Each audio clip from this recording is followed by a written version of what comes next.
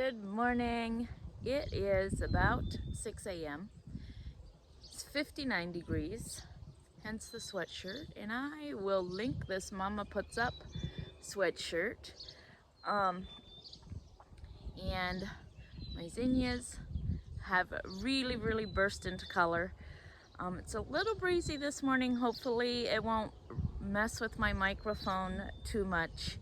My tomatoes have really exploded, but like I said, it's 59 degrees. We really need heat we need some heat to mature some of our plants.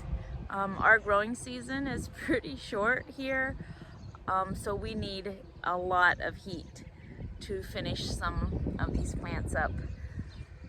So I know it's mid-July, but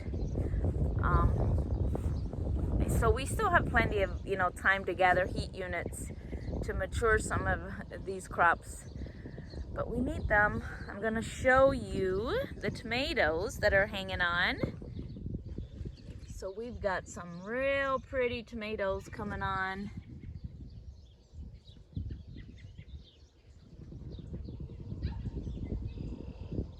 So these tomatoes here are the ones that got hit with herbicide from when they sprayed the bean field.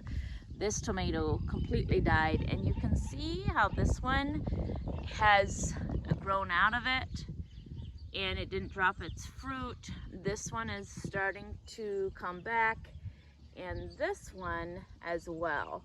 Those bottom leaves will probably all fall off, and it looks like I'm gonna spray that peroxide mixture for blight. Again, I haven't done it since that first time.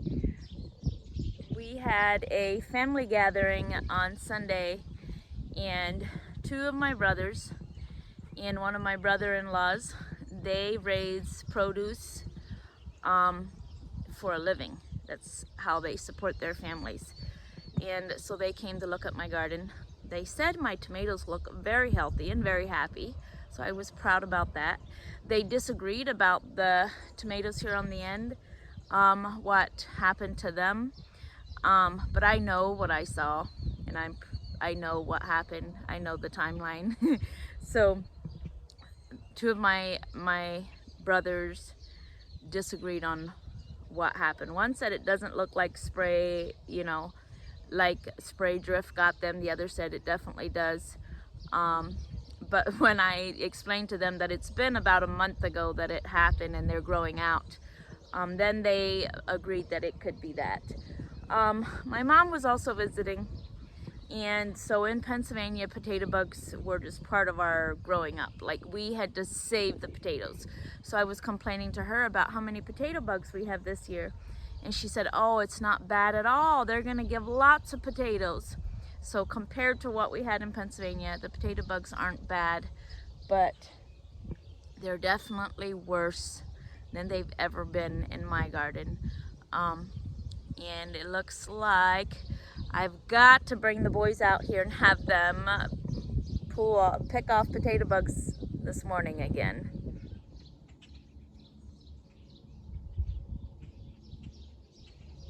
So the cucumbers here under the arch, they're looking wonderful.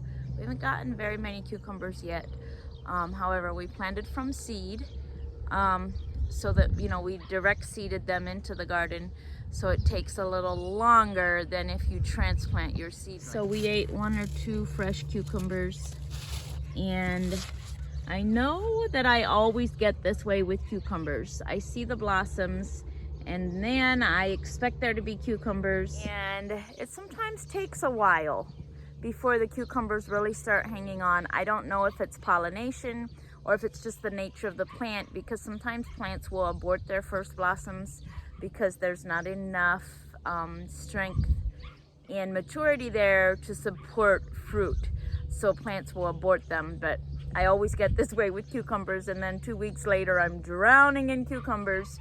I'm just kind of impatient like that as a gardener.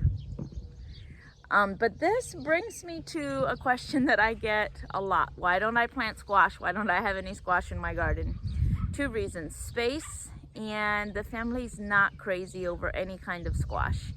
So zucchinis, last year I had 2 plants, and I canned a bunch of pineapple zucchini. That recipe is on my Instagram.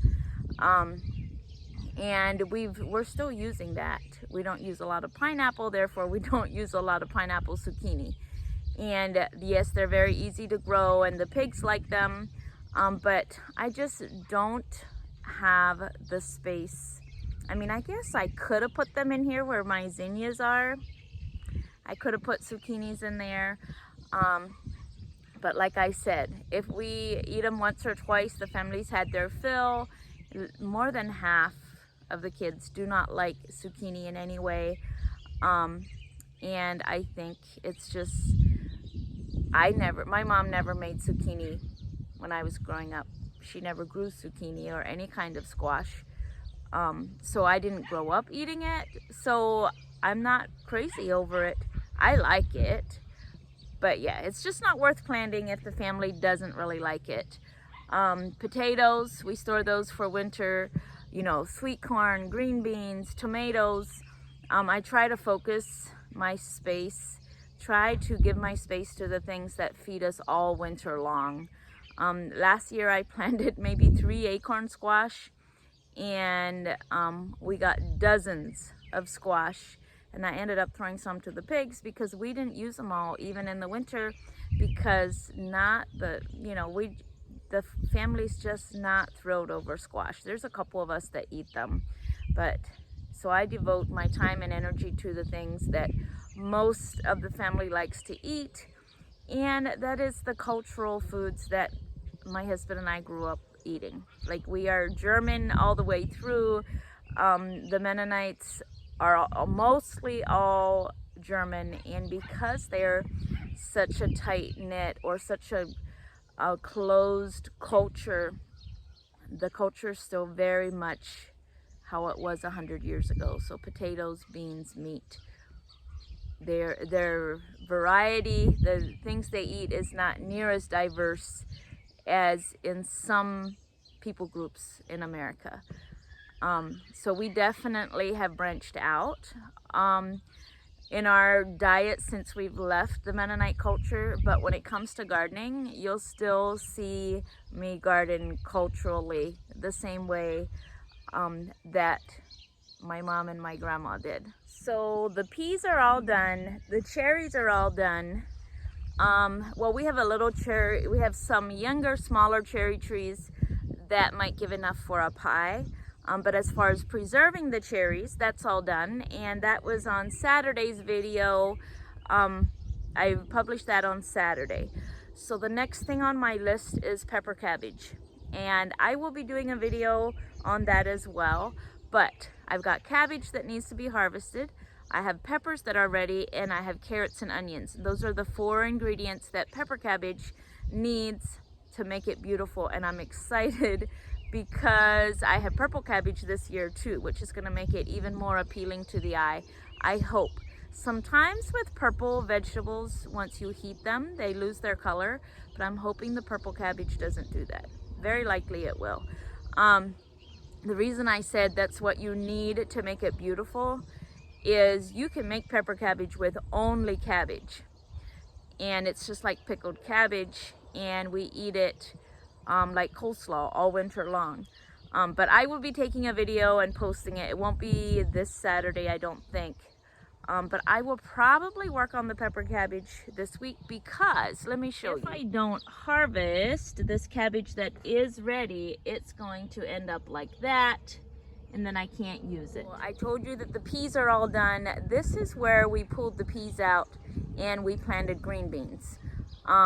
So this is going to be our only crop of green beans, because I didn't have space to put everything in the spring. So this is one of my fall crops. The other thing that I might do is put some brassicas in here, which I don't really need brassicas. I still have broccoli and cauliflower in my freezer from last year, And that cabbage is going to be plenty. I still have pepper cabbage left that I canned last year. So I don't know if I will put any other fall crops in. I asked my mom about peas, and she said in her experience they just don't do well in the fall. So I don't even know if I'm going to experiment with peas, but I saved some pea seeds and I'm tempted to plant those and experiment with that, because I did it in a more non-traditional way where I didn't let the peas hang on the vines and dry that way.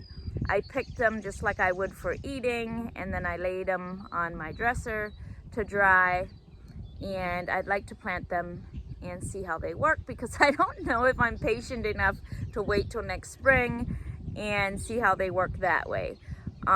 So I'd just like to see how many of them actually sprout, and if I can cut corners that way when I save seeds. Which brings me to a question that somebody asked on my Instagram, and they wanted to know more information about how I save seeds.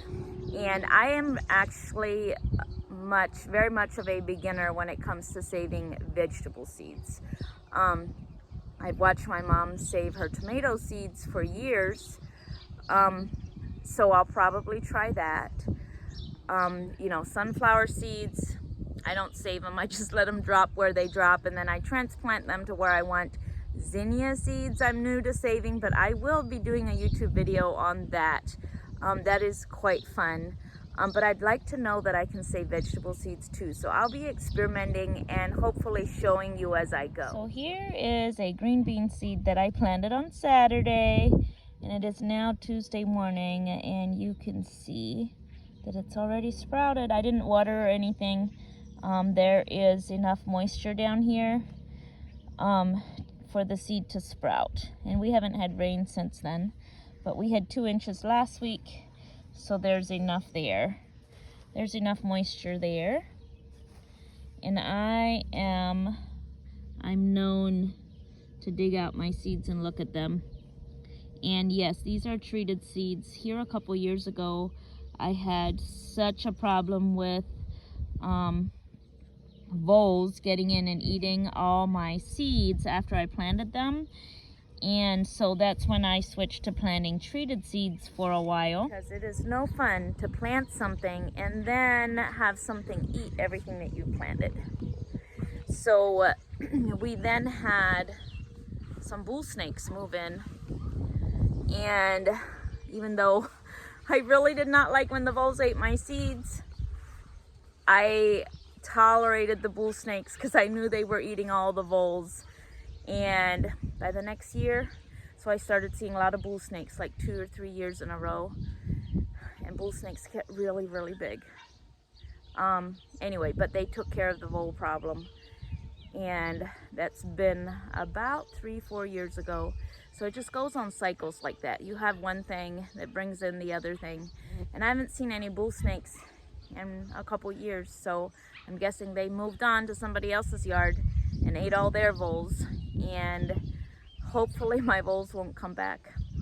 So I've gotten a lot of questions about my onions, and this is the first year that I have done this, and it's called ringing the onions, where you scrape all the dirt away and leave only the root in the ground, and that gives them room to grow much bigger.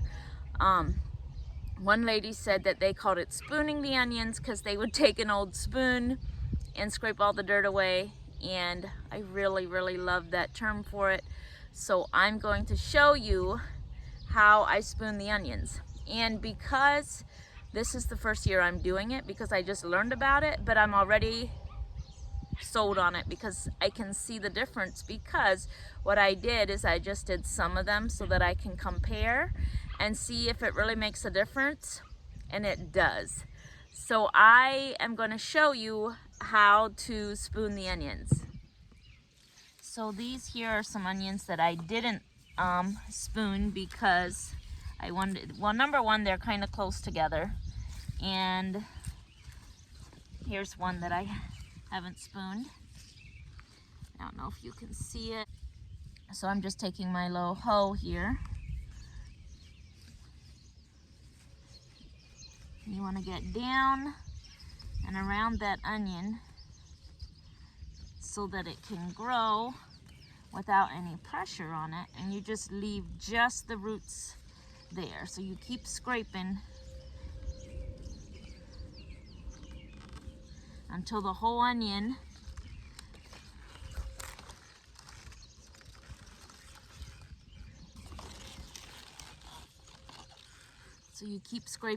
that whole onion sits right out of the ground. An old spoon would really work wonderfully for this. One of the questions, popular question on my Instagram, is how to deal with bugs and disease.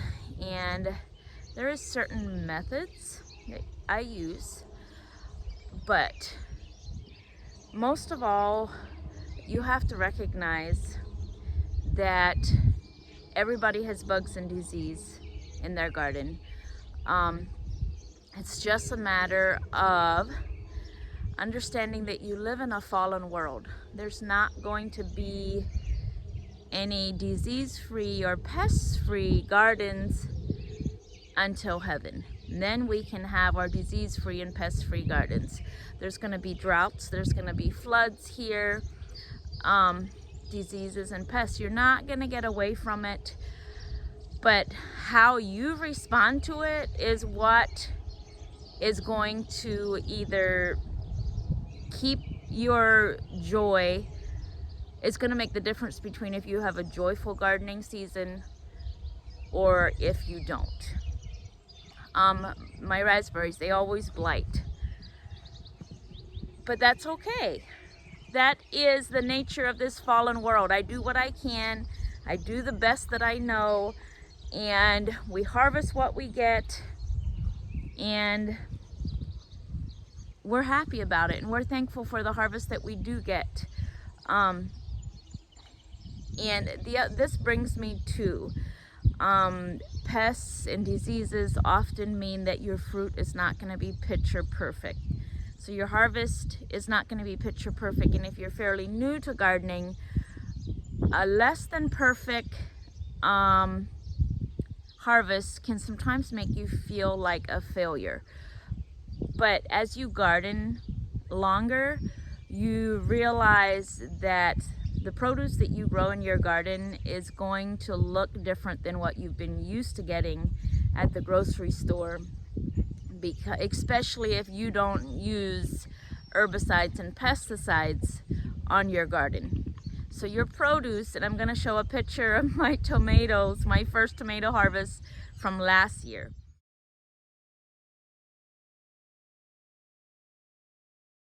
So your produce is going to look a little different because there could be damage on it from pests. There could be damage on it from, disease, like blight can cause it to be odd colored.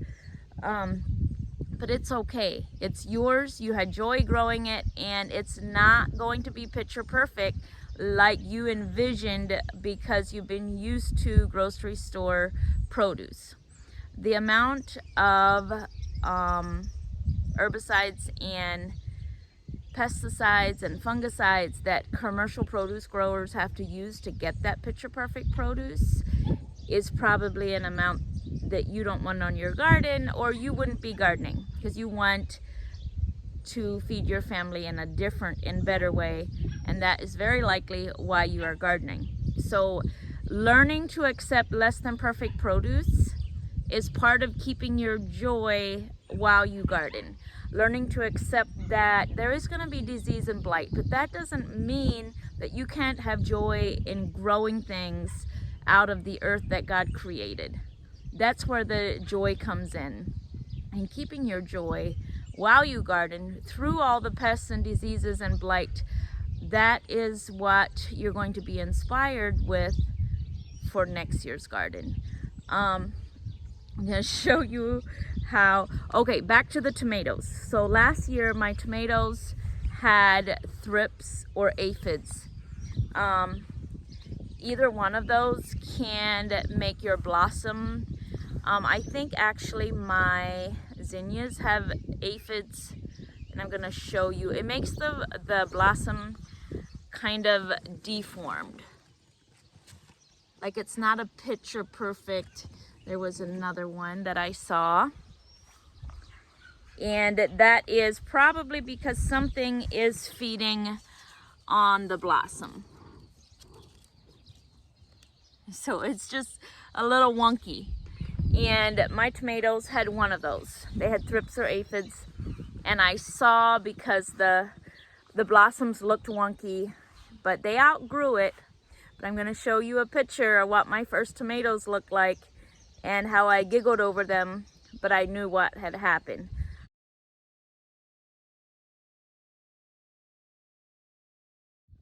My tomatoes outgrew it, and the rest of my harvest was beautiful. Not picture perfect, but we got a lot of tomatoes. Anyway, last week we had a hailstorm and a windstorm, and my sweet corn was flat.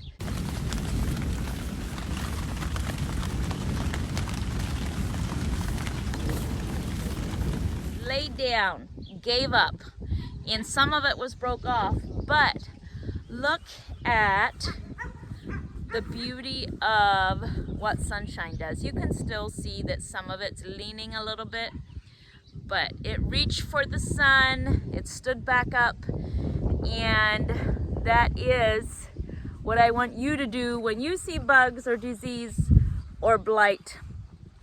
You have your attitude, reach for the sun, stand back up. You're not beat. That is the nature of garden. Nobody has a garden that's disease and pest free. We all battle it. Some of us just keep our joy, and you don't think about it because we have so much joy in our garden that disease and blight and all that cannot take that joy that we get from gardening. Now, was I sad when my sweet corn went down? I really was. I even tried to set it back up because it's blooming, like it has tassels, and the pollen from that tassel has to fall down on the silk in order for you to have kernels on your corn. And I kept thinking, how is that gonna work if the corn is laying down? How is that pollen gonna get onto the silk? But anyway, God took care of it. The sun pulled the corn right up there, and I think we will get a corn harvest. Another question was, how do you know when to harvest something? Number one, experience will tell you. Number two, when it looks ready, you harvest it. Now, don't go in your garden and harvest everything that is ready at the same time, because you're going to be overwhelmed. My dogs are chasing each other. You're going to be overwhelmed by having to process everything on the same day. So don't go harvest all your carrots and all your onions and all your peppers that are ready, because they will be okay. Most vegetables are okay waiting a day or two. So like for instance, I'm only gonna harvest the biggest cauliflower heads, and I'm gonna process those. And I can do that while I'm making pepper cabbage. But I'm not gonna come out here and dig all my carrots and all my onions and, you know, pick all the peppers that are ready and feel like I have to process them all in one day. You only harvest what you know that you're gonna process that day. So if it's sweet corn day, we don't have time for anything else because we are processing our sweet corn, and that takes all day. If it's tomatoes, we are only doing tomatoes. You know, we don't also dig out all the carrots too. Like, we plan a day and then we harvest. Like I feel like I'm kind of rambling, but I don't ever go out and pick everything that's ready. I might go out and pick the things that have to be picked and process those, and then make a mental note that tomorrow I've got to go get the rest of that cabbage before it splits. But you kind of have to pace yourself that way when it comes to harvesting your vegetables.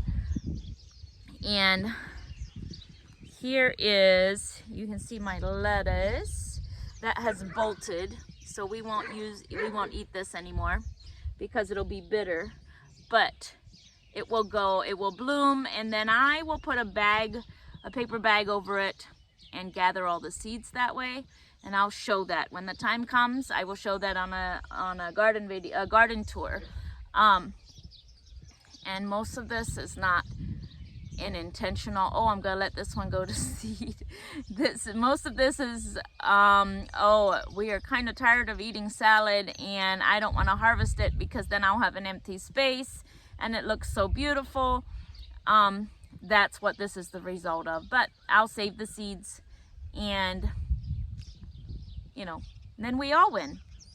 The kids don't have to eat any more salad, and I don't have to look at an empty space, so I just say, hey, I let this go to seed so I can gather the seeds for next year. Okay, I have to wrap this up, and it's time for me to go to the house, get a fresh cup of coffee, and I think I've probably reached about my 30 minutes. I may have to edit some out, but I wanted to show you one more thing.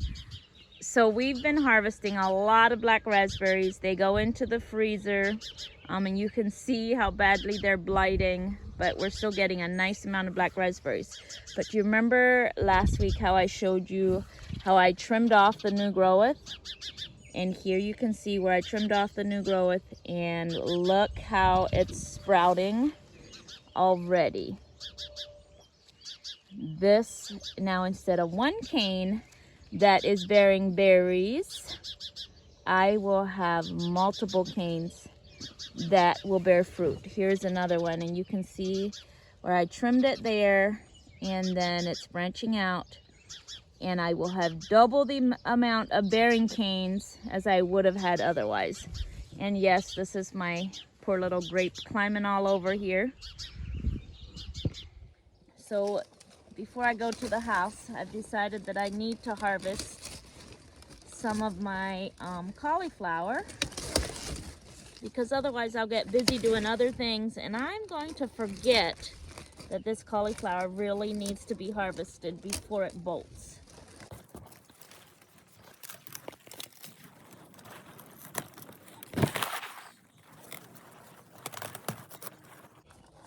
I have the wrong kind of knife, but it has been a beautiful cauliflower or brassica spring. Some springs are just not ideal for growing brassicas, but this year has been so wonderful. And this cauliflower plant is now all done. It will not produce anymore, so I'm gonna let it lay there and keep the weeds down, and the earth will eat some of it back up, and this fall when we clean up, it'll probably be all gone, and I might throw out the stem or the hard part that's not digested by the soil. So here is the 3 cauliflowers that I harvested, and they had some worm poop on them, so I know I have cabbage worms, even though, yep, I see a few in there.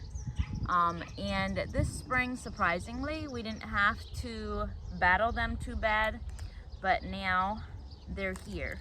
They're not terrible. Like, I've sometimes ended up throwing all my cauliflower and broccoli out because there was just too many worms and I could never pick them all off. But I don't know if you can see, there's some worms in there. So I'm gonna take this inside and soak it in salt water, and that will bring all the worms to the top. How much salt? I usually just make the water real salty, like ocean water. It all just depends on how much water I have and, you know, how big my dish is, but I usually make it about as salty as ocean water, and then the bugs kind of die. And number 1, you can pick them off easier because they're dead, and number 2, sometimes they'll just come floating to the top and you can get rid of them that way. It has been a wonderful morning in the garden. I did not know what I was going to talk about until I came out here, but obviously I found plenty to talk about, and I am amazed and blown away by how many of you watch these rambling garden videos. But I am thankful for every one of you. Our channel got monetized last week and we all celebrated, and I don't know where it's gonna go from here, but I can tell you this: we are so thankful for every one of you that watches. My kids, they are constantly reporting how many views my videos have. The whole family is invested in this, and they are grateful for you. They like to read the comments, and so far the comments have all been very kind. I of course get to the comments first and delete the ones I don't want the children to see, but thank you all for being here. I wish I could pick you all a bouquet of zinnias, but I am going to be saving zinnia seeds, so I will have the opportunity to mail those out, but that is a plan for the future.